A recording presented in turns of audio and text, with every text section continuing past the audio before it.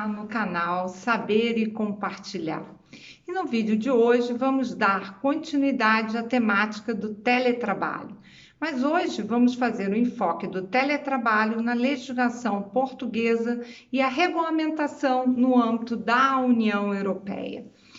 Então, no vídeo anterior, nós falamos sobre o movimento do teletrabalho, falamos que o teletrabalho se trata de uma nova organização do trabalho, uma nova forma de se organizar o trabalho, levando em consideração os movimentos de globalização, flexibilização, que há a ruptura das barreiras e, sobretudo, as revoluções tecnológicas, porque o teletrabalho ele só se intensificou a partir das mudanças na sociedade, na economia e na política advindas dos fenômenos da globalização e a revolução tecnológica. Porque a própria revolução tecnológica está diretamente relacionado ao motor propulsor do procedimento de globalização, que é a ruptura das barreiras, das fronteiras, a internacionalização dos estados, a internacionalização das empresas. As empresas se ramificam.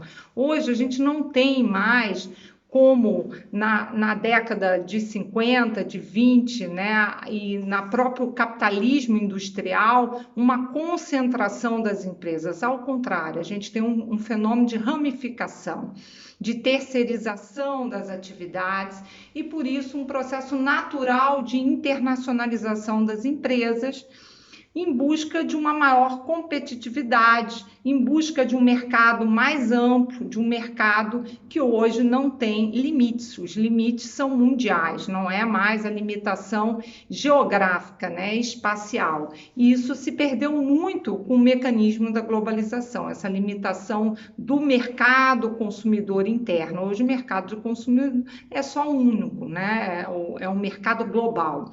Então, com isso, as empresas precisaram se tornar mais competitivas, né? Elas se tornaram mais competitivas. E a competitividade vem da redução do custo da produção. E o fator trabalho é um dos elementos de custo de produção. Daí o movimento paralelo ao da globalização, da flexibilização, atribuindo ao direito do trabalho um ramo do direito muito rígido e a necessidade de você flexibilizar essas normas. E o teletrabalho entra nesse contexto de sociedade de informação, da propagação rápida e célere dos meios de transporte, né, da difusão não só do mercado de capitais, mas também das empresas, das pessoas circulando amplamente, sem barreiras e efetivamente dos trabalhadores. E para haver essa redução de custos, o teletrabalho ele atende essa demanda da sociedade da informação. Por quê? Porque é um trabalho que nós vimos, é uma modalidade, é uma espécie do gênero trabalho remoto, trabalho à distância, e a particularidade que nós vimos, os dois elementos que caracterizam o teletrabalho e que estão diretamente relacionados à flexibilização dos principais elementos do contrato de trabalho clássico, que é o elemento espacial, geográfico. Antigamente, o trabalhador ele sabia exatamente quando da assinatura do contrato de trabalho, o local fixo onde ele ia trabalhar, o qual era determinado de forma livre e unilateral pelo empregador. Então, existia um elemento fixo, o local de trabalho espacial. E ele também sabia, normalmente, o horário de trabalho que ele iria cumprir, o horário de início e término da sua jornada. Então, esse era outro elemento temporal que era fixo, certo e dentro de um contexto espacial. Hoje, com o teletrabalho, isso já não é mais tão sólido, já não existe tantas certezas quanto o local da prestação de serviços e nem quanto ao tempo dessa prestação de serviços. E o teletrabalho, ele mexe nesses dois elementos, o local da prestação de serviços e o tempo dessa prestação de serviços. Além dessa questão, que o teletrabalho normalmente é exercido fora do estabelecimento habitual do empregador, do centro de produção do empregador, ele também tem um outro requisito concomitante que deve estar presente junto com esse outro, né, que é o mais relevante, que é o uso dos instrumentos de informática e telecomunicações, os denominados instrumentos telemáticos. Não podemos falar de teletrabalho sem que haja esses instrumentos de trabalho. E principalmente o que nós chamamos da telesubordinação, seja uma comunicação, um canal de comunicação ativa com o empregador através desses mesmos equipamentos informáticos e de telecomunicações, né? É o que nós chamamos hoje de uma subordinação telemática. Então, esses dois elementos são fundamentais. A União Europeia, ela começou a se preocupar com o teletrabalho, porque nós vimos, né, o embrião do teletrabalho, a origem é atribuída na década de 70.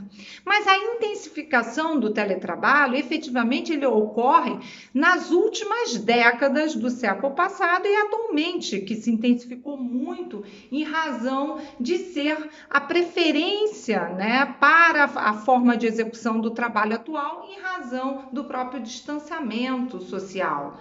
E isso é quase uma imposição.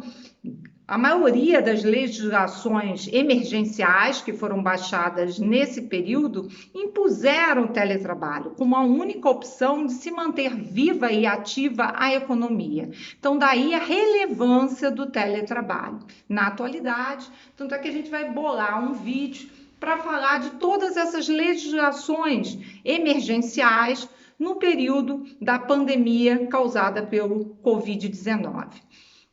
Mas é importante que se entenda que na União Europeia, a primeira preocupação que houve com o teletrabalho foi relacionada à competitividade das empresas no espaço da União Europeia. Nós sabemos que a União Europeia é uma comunidade que surgiu a partir das comunidades econômicas europeias. A primeira comunidade econômica europeia foi a comunidade do carvão e do aço. Ela surgiu em 1951, num período de pós-Segunda Guerra Mundial. Os horrores das guerras fizeram que alguns Estados-membros, o início, o embrião da comunidade econômica europeia, nasceu da ideia de se assegurar a paz dentro do continente europeu. Então, essa foi a mola propulsora. A outra foi a questão econômica, No período de pós-guerra, é comum a devastação não só física, psicológica dos cidadãos, mas, sobretudo, a devastação financeira, econômica. Então, foi uma forma que alguns Estados-membros encontraram de se assegurar uma união, uma região geográfica de livre comércio, para que houvesse a possibilidade do soerguimento econômico daquele continente. Então, inicialmente, ela inicia-se todo o processo através da comunidade, do carvão e do aço. O carvão era o principal combustível para as indústrias e o aço era o principal matéria-prima para a confecção de armamento bélico para a guerra. Então, eles queriam esse controle para que não houvesse o risco de ter novas guerras. Então, esse foi a origem das comunidades europeias que depois se transformam na União Europeia. A partir daí, se sucederam-se vários tratados. Os tratados são a origem da legislação que a gente diz primária da União Europeia. Começou-se com o Tratado de Roma e o último foi o Tratado de Lisboa, de 2007. Atualmente, nós temos o Tratado de Funcionamento da União Europeia e o Tratado da União Europeia. Nós temos uma moeda única circulante, que é o euro, com adesão não de todos os Estados-membros. Atualmente, nós contamos com 27 Estados-membros, que houve a saída da Inglaterra. E essa é a configuração básica da União Europeia. Hoje não é só uma questão econômica, é uma questão de identidade cultural, social, tem todo por trás da União Europeia toda uma tentativa de uma identificação. E as dificuldades são inúmeras, porque nesse processo, desde a criação da União Europeia até os tempos atuais, houve um alargamento da União Europeia. E esse alargamento gerou um choque cultural de realidades muito diferenciadas, como os países do leste europeu, os países do sul, tem outra realidade dos países nórdicos. Então, você tentar equilibrar todas essas realidades diferentes passa a ser um desafio. E o desafio maior quando há uma necessidade de uma legislação mais harmoniosa, para que haja a fluidez do mercado, a fluidez do trabalho, a fluidez do comércio, a fluidez da economia, a fluidez do capital e a fluidez das indústrias. E aí, o instrumento mais utilizado é o direito secundário, são os regulamentos, né, que são instrumentos mais próximos do que nós conhecemos como a lei, né, porque eles têm um caráter geral, abstrato, vinculante, erga omnes. Nós temos as diretivas, que também são muito parecidas com os regulamentos, mas elas têm um caráter vinculante quanto ao resultado, mas uma certa liberdade na formatação, ou seja, um país que vai incorporar no seu ordenamento interno, né, algumas normas gerais, né, tratadas numa diretiva, normalmente pode fazê-lo por lei, pode fazer por um instrumento de regulamentação coletiva, um acordo coletivo, um acordo de empresa, uma convenção coletiva, ou seja, há uma certa liberdade na formatação, o que diferencia do regulamento. O regulamento não precisa nem de transposição, ele é válido daquele jeito. Já a diretiva há essa necessidade da transposição.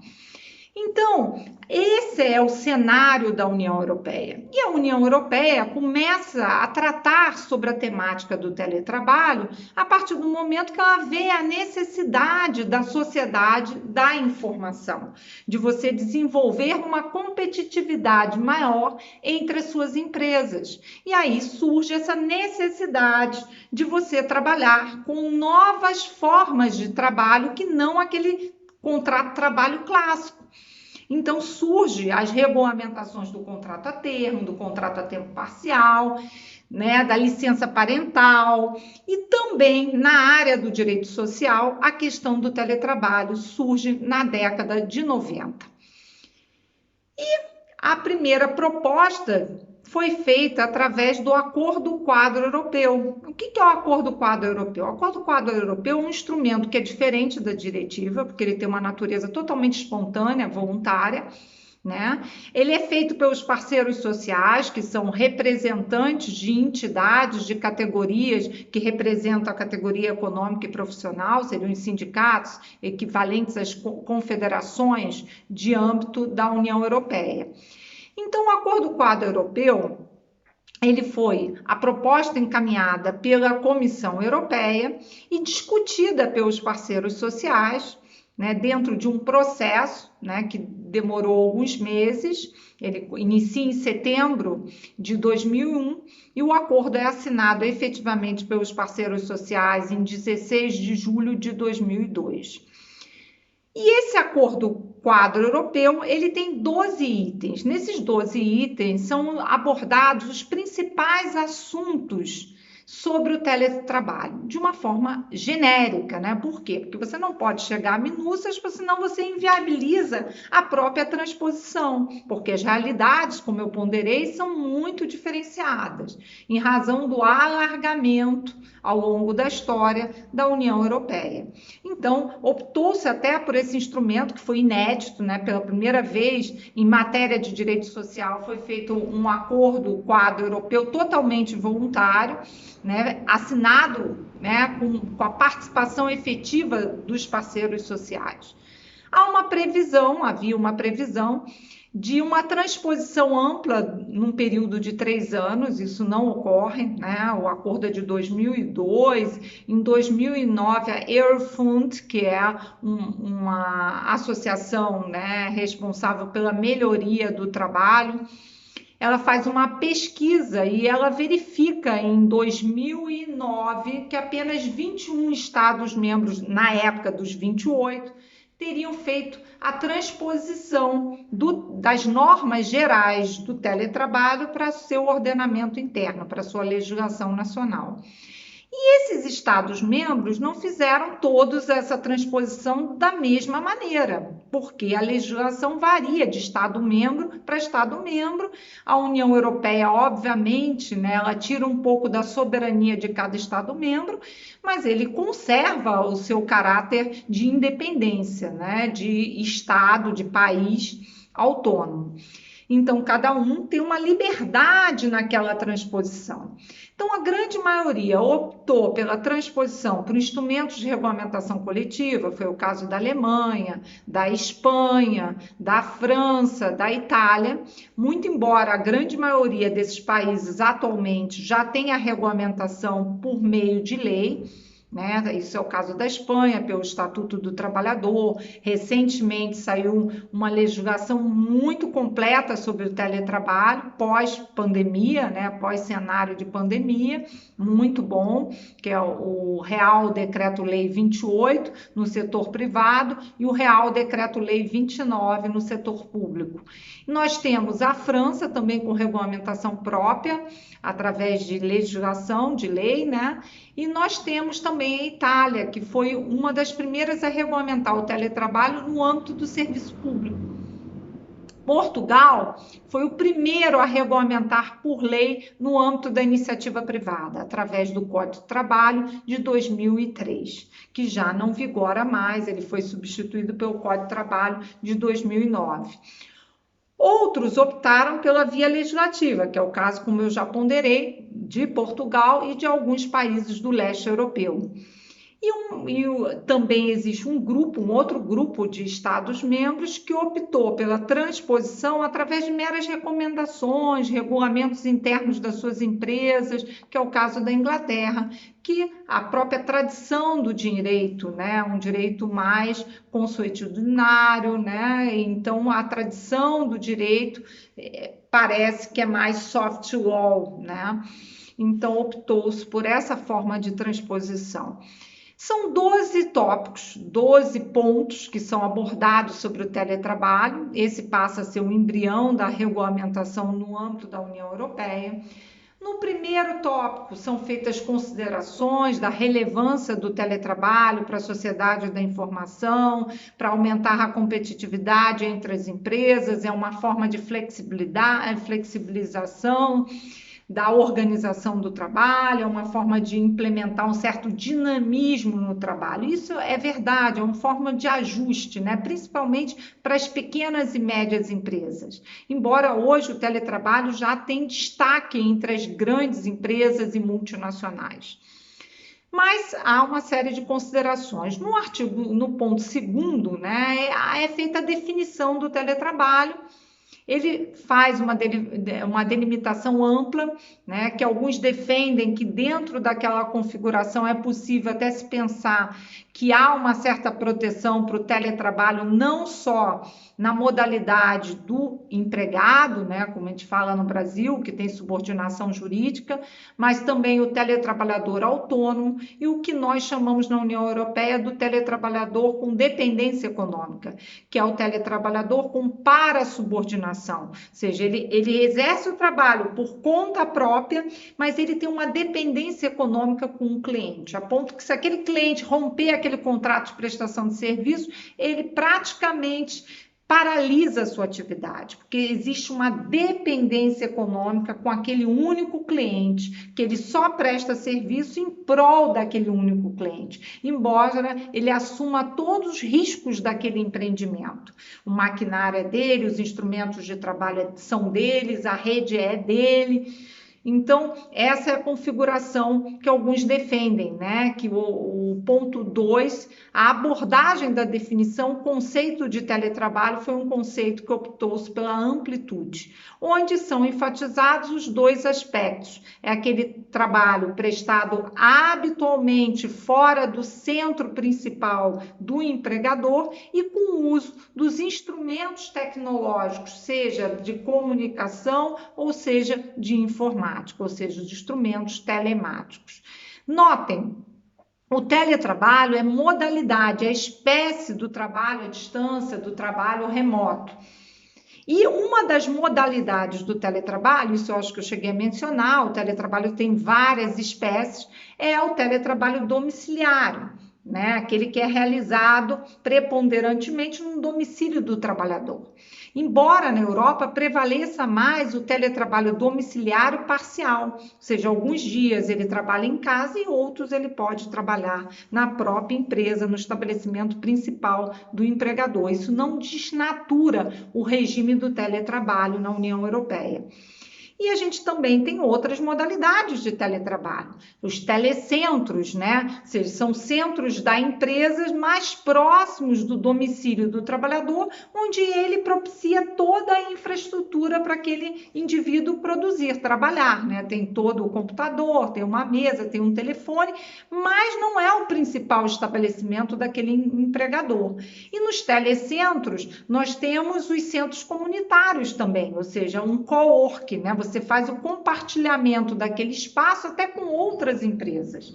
A dificuldade disso a gente vai ver, e eu pretendo fazer um vídeo sobre o direito da privacidade do teletrabalhador e como se faz a proteção dos dados. Hoje nós temos lei de proteção de dados, tanto no Brasil quanto no espaço da União Europeia.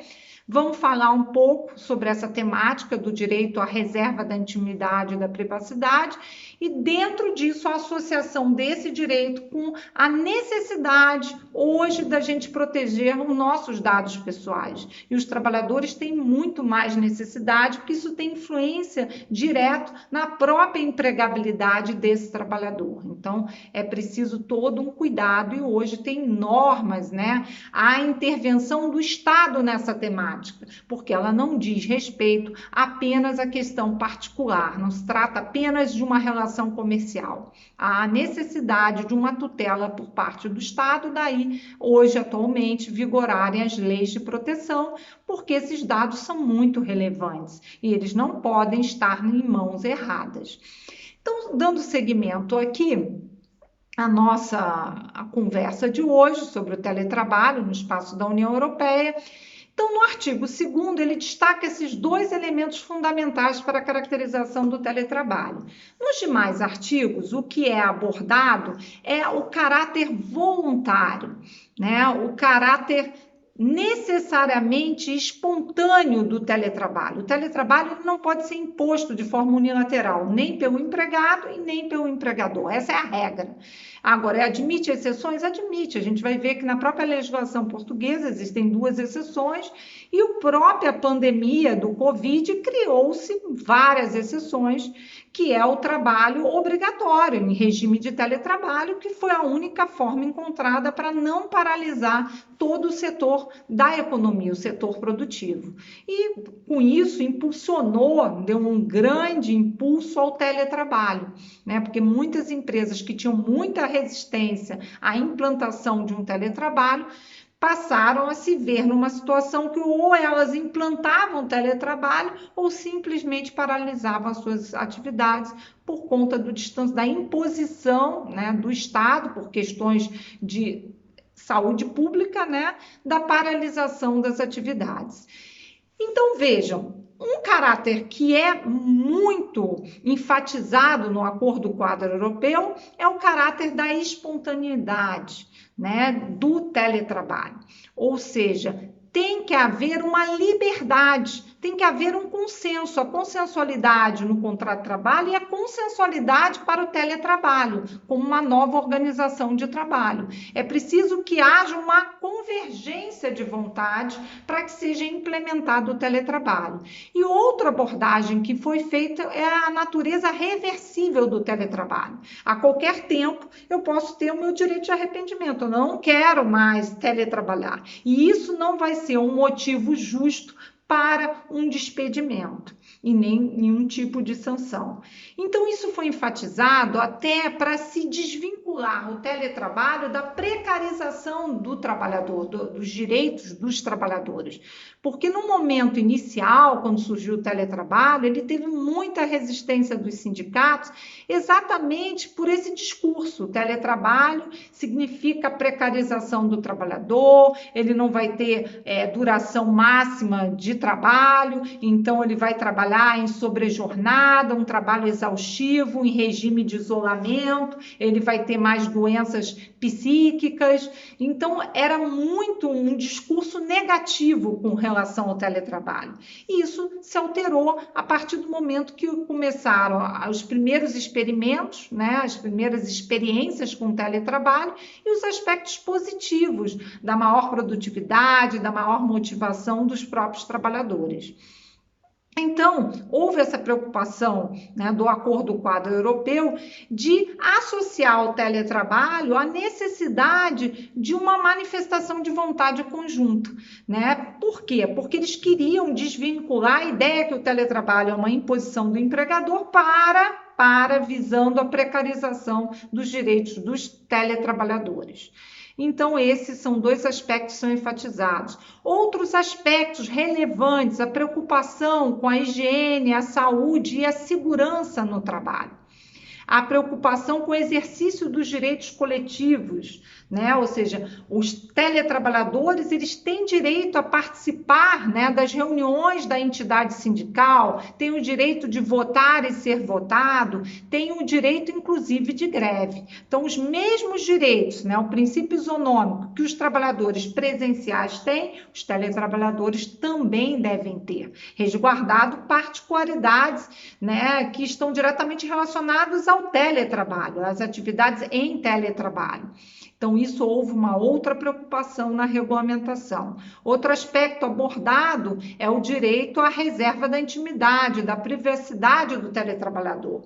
Então, lá constou que em caso do empregador necessitar de inspecionar, de visitar o local de trabalho no seu domicílio, para a modalidade de teletrabalho domiciliário, ele deve marcar de comum acordo com aquele trabalhador o dia e o horário da visita previamente agendado, e esse horário tem que ser dentro de um horário comercial, né? Eu não posso fazer visitas aos finais de semana. Então, isso está regulamentado no Acordo Quadro Europeu e tem esta relevância. Também é abordado o aspecto que se trata de um acordo formal. Ele não deve ser um acordo tácito, ele deve ser por forma escrita. Então, os principais direitos foram abordados no Acordo Quadro Europeu, não em minúcias, porque cabe a cada Estado-membro a sua regulamentação em pormenores. Então, com isso, o que se ocorre? Antes da pandemia, a gente tinha um cenário de teletrabalho no espaço da União Europeia que variava, as estatísticas elas não são fidedignas, né? Porque existe uma série de variáveis. O teletrabalho ele é multifacetado, né? Ele tem vários conceitos, a gente já vimos, teletrabalho subordinado, teletrabalho autônomo com dependência econômica, o teletrabalhador domiciliário, integral, parcial. Então, tem várias variáveis que, às vezes, dependendo dos critérios dessa pesquisa, ela acaba não sendo fidedigna. Então, a gente não pode confiar muito nesses dados estatísticos, mas, em regra, o percentual era de 5 a 7% de teletrabalhadores no espaço da União Europeia No período de pandemia, no ápice da pandemia, chegou de 30% a 60% em alguns estados membros, principalmente o pessoal do norte, né? Os países nórdicos são normalmente os mais desenvolvidos, que têm uma tradição de representação sindical muito mais forte, e o teletrabalho ali foi uma das opções que teve maior intensidade. Em Portugal, no ápice da pandemia, ele chegou ao percentual de 60%. Então, a importância do teletrabalho para a economia nesse momento foi fundamental, né? Ele foi a grande peça-chave para se transpor a esse momento tão difícil, né, da sociedade de uma forma geral. Então, por isso que o teletrabalho, ele é um caminho sem volta, não há como retroceder, porque um dos principais obstáculos ao teletrabalho era as despesas, né, o custo para você implementar um teletrabalho. Porque para você implementar um teletrabalho não é tão simples como as pessoas imaginam. Basta um notebook e ter uma internet. Não. O teletrabalhador, ele tem que ter todo um treinamento para teletrabalhar de forma adequada, né? Porque ele vai passar a ter uma mudança na forma de execução do trabalho. Ele vai ter que conviver com certo isolamento, ele vai ter que destinar um espaço do seu domicílio para o trabalho, né? O ideal é você, né, ter todo um espaço reservado e um tempo reservado para o seu trabalho, de forma que não haja conflito entre os espaços, né, da sua vida privada, familiar, social, com o espaço de trabalho.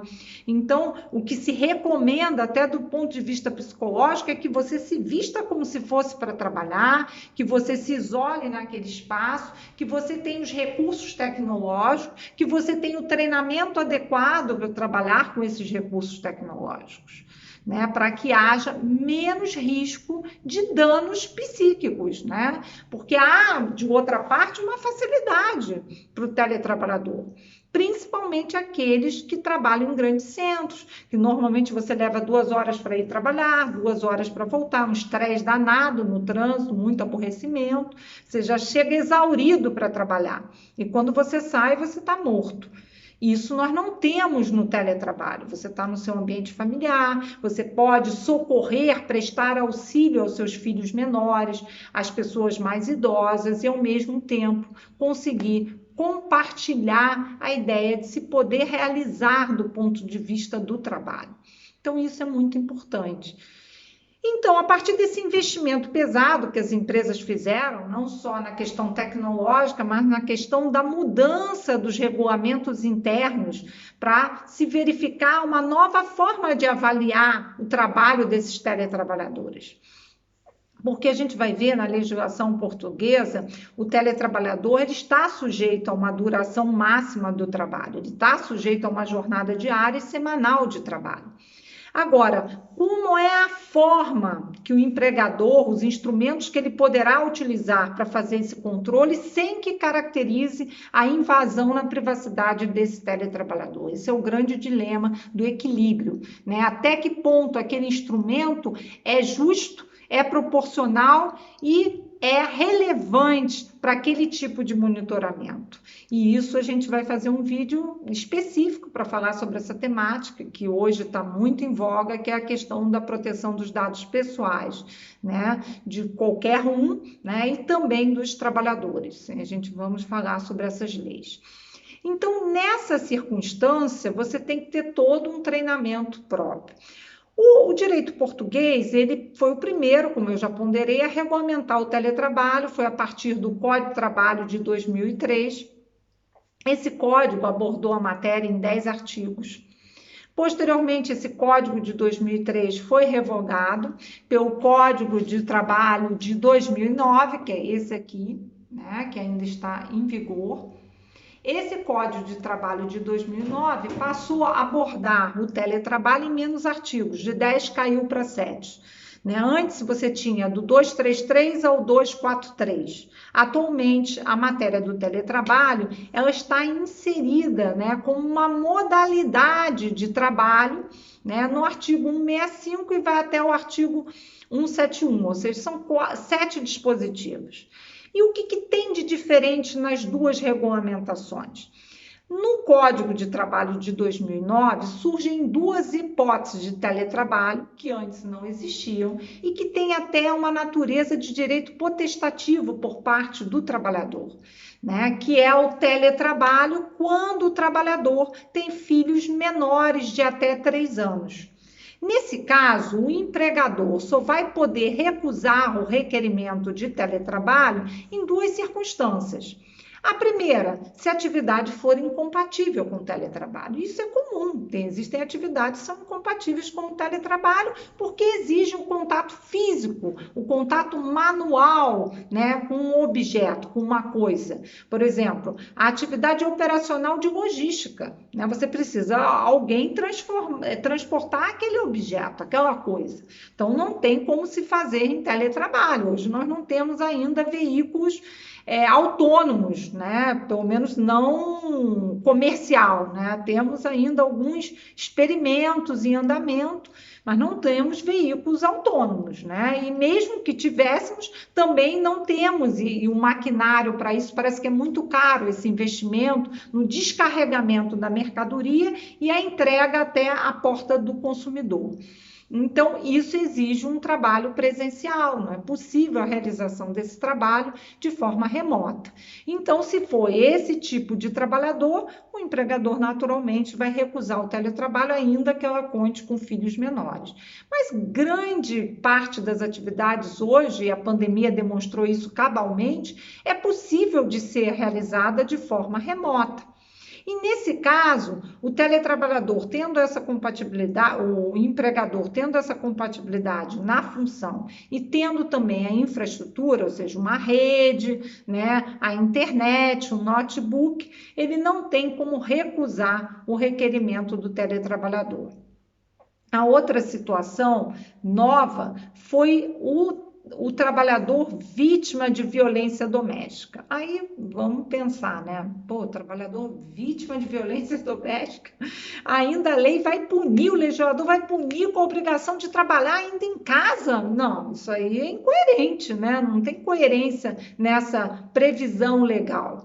Mas a coerência vem das seguintes circunstâncias. Ele é vítima de violência doméstica e, em razão dessa violência, dessa agressão no lar, ele resolve, decide a sair dessa morada e se mudar para outra morada mais distante do local de trabalho. Então, nessas situações, o legislador entendeu que seria relevante que o empregador acolhesse o requerimento de teletrabalho desse trabalhador, que ele pudesse trabalhar na nova morada. Mas, óbvio, desde que a atividade seja compatível, nesse caso também é preservada a compatibilidade da atividade.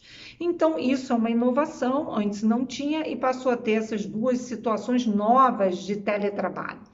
A outra questão que antes tinha e que agora foi atenuado é que antes o requisito da formalidade do contrato escrito de teletrabalho era da essência do ato. Sem ele, haveria nulidade do regime de teletrabalho. Agora não, ele não é mais da essência do ato, mas apenas como meio probatório. Ou seja, na ausência dessa formalidade do teletrabalho em contrato escrito, o ônus da prova passa a ser do empregador de demonstrar que aquele trabalhador estava sujeito ao regime de teletrabalho. A outra situação é a previsão, agora no Código 2009, da possibilidade de você passar de um contrato de teletrabalho para um contrato clássico de trabalho interno. Isso é possível porque o legislador português, assim como o brasileiro, ele entende que o teletrabalho é sempre uma modalidade mais onerosa do que o contrato interno ou presencial, o contrato de trabalho clássico, normal, né?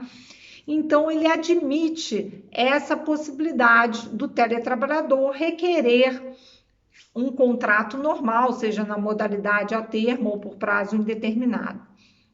Isso também passou a ser regulamentado. E o inverso, o trabalhador interno pode solicitar, né, a conversão para o teletrabalho?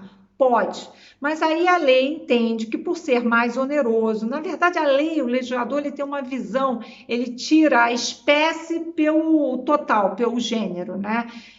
O nocivo, o aspecto negativo do teletrabalho, muitas vezes é o domiciliário, em razão do isolamento total, né? Mas não é também todo o teletrabalho, porque como eu ponderei, existe o teletrabalho nos telecentros, existe o teletrabalho móvel, que é aquele do itinerante, que é realizado em vários locais, normalmente esse teletrabalhador está mais próximo, né, do cliente. Então, existem várias modalidades, que essas modalidades variam com o elemento espacial, geográfico, e a outra classificação que é feita é com os meios de comunicação, né? O que eles chamam de teletrabalho online, offline, unidirecional e bidirecional, que eu acho que essa classificação é um pouco questionável, né, para o teletrabalho. Mas voltando aqui à regulamentação no âmbito do Código de 2009, então esse aspecto, ele diz o seguinte: é possível então o trabalhador interno passar ao teletrabalho? Mas para isso ele vai ter um contrato de um prazo determinado de 3 anos, fim do qual ele reverte ao trabalho interno ou é possível a renovação. Agora, esse prazo de 3 anos pode ser alterado por um instrumento de regulamentação coletiva que disponha de forma diferente. Outro aspecto que a lei também regulamenta é que o teletrabalho, gente, ele tem um período experimental de 30 dias, né? Existe um direito de arrependimento. Por quê? Porque é uma nova forma de execução do trabalho. Então, talvez o teletrabalhador não se adapte a trabalhar com os instrumentos telemáticos, né? Ele não esteja familiarizado com esses aplicativos que a empresa possa vincular à execução do trabalho. Então, é possível, dentro desse prazo de 30 dias, dele exercer esse direito de arrependimento, né? E ele reverte ao trabalho interno e não pode ser punido e nem isso ser um justo motivo para o desligamento, né? Por quê? Por que eu falo do justo motivo do desligamento? Porque a legislação portuguesa, ao contrário da legislação brasileira, o despedimento ele tem que ser causal. Não existe o despedimento sem causa, como prevalece no direito brasileiro. Você tem que haver uma motivação. Essa motivação a gente vai ver também em outros vídeos, que podem ser por motivos objetivos ou motivos subjetivos relacionados à pessoa do trabalhador. Tá? Mas sempre tem que haver uma motivação. Isso é uma garantia até inserida na Constituição Portuguesa de 76, tá bom? Então, dando seguimento, então existe esse prazo experimental. Houve também a regulamentação da questão dos instrumentos de trabalho. Se nada for convencionado por escrito entre as partes, há uma presunção que esses instrumentos de trabalho são do empregador. E se são do empregador, a ele compete o ônus no pagamento da instalação, da manutenção, nas despesas da conta de luz, nas despesas, né, de internet. Aí isso tudo é suscetível de uma transação. Vamos estipular um valor fixo, como é que vai ser essa forma de ressarcimento mensal, né? Então, há uma presunção, eles avançaram um pouco mais, porque na legislação brasileira tem que ser acordada entre as partes, mas não há essa determinação expressa, né, de que se não houver essa avença, há uma presunção que esses instrumentos são do empregador e, portanto, a ele compete o pagamento por essas despesas, o que é até uma naturalidade do contrato de trabalho, principalmente com subordinação jurídica. Por quê? Porque se é com subordinação jurídica, é um trabalho por conta alheia. Se é por conta alheia, tem o princípio da alteridade. Eu não posso arcar, né, com o risco do empreendimento. O risco do empreendimento está dentro do poder diretivo.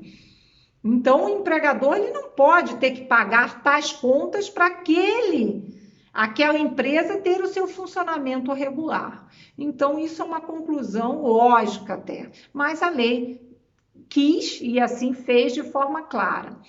Também de forma clara, consta ali que se é um instrumento do empregador, o trabalhador tem um dever acessório, um dever da boa-fé, da lealdade, de conservar esse equipamento, de dar a finalidade adequada, de ter o sigilo daquelas informações, o dever de não concorrência em relação àquelas informações. São deveres acessórios que ele deve cumprir.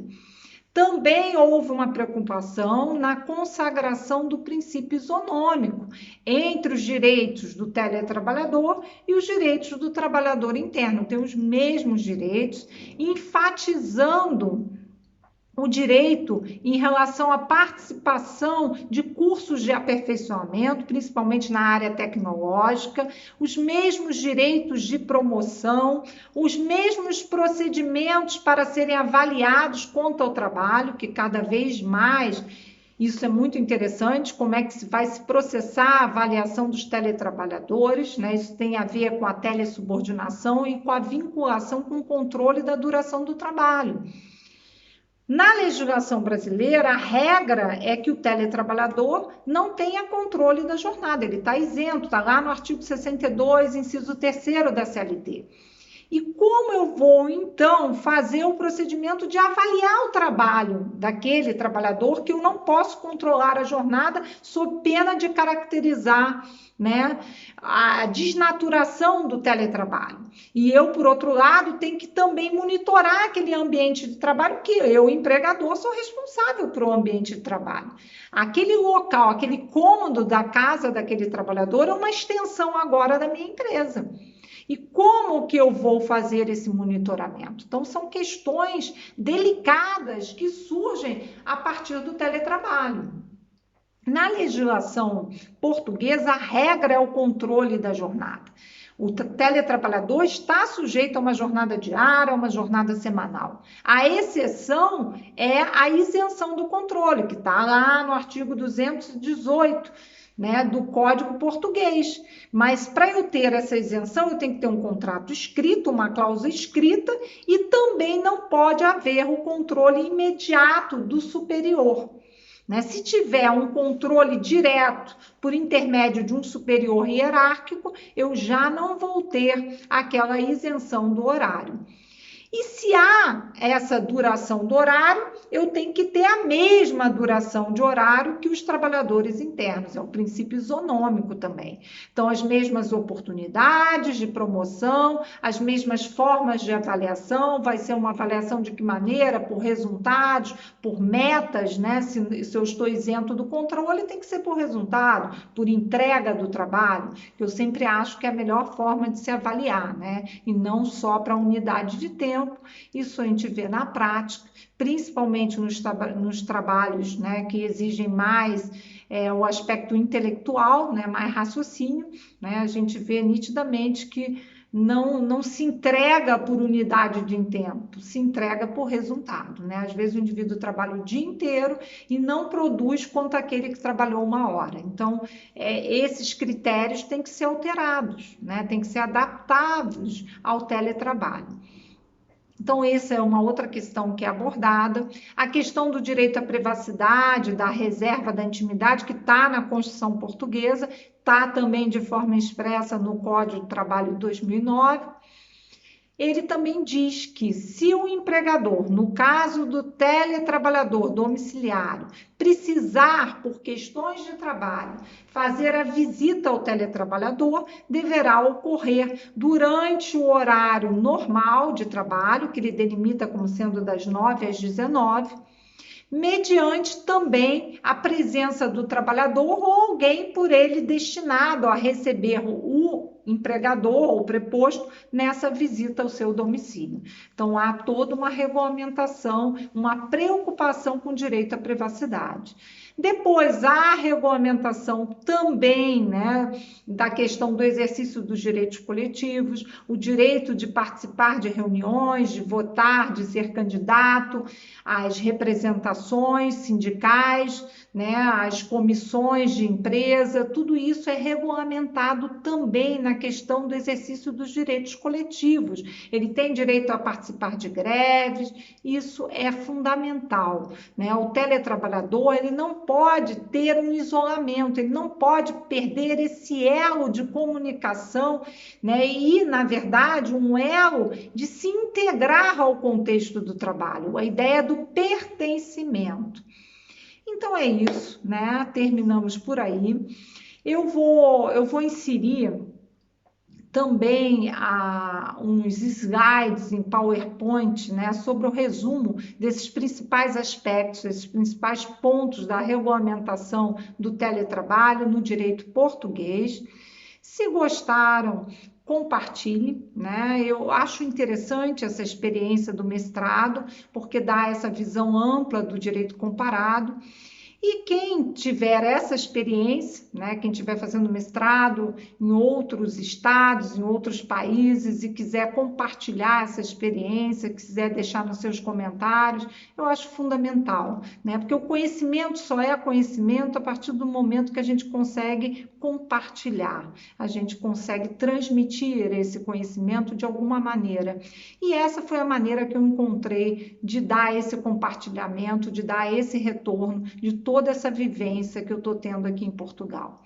É isso. Se gostaram, dê o like, compartilhem, divulguem e deixem nos comentários alguém que está vivendo uma experiência parecida e que também tem interesse em fazer esse compartilhamento. Quem sabe a gente monta, né, um canal próprio para isso, para que todos consigam transmitir todo esse conhecimento. Muito obrigada, hoje ficamos por aqui. O próximo vídeo eu vou falar do teletrabalho no espaço da Espanha, né, através da legislação espanhola. Vamos falar um pouco sobre esse decreto-lei novo, 28 e 29, tá?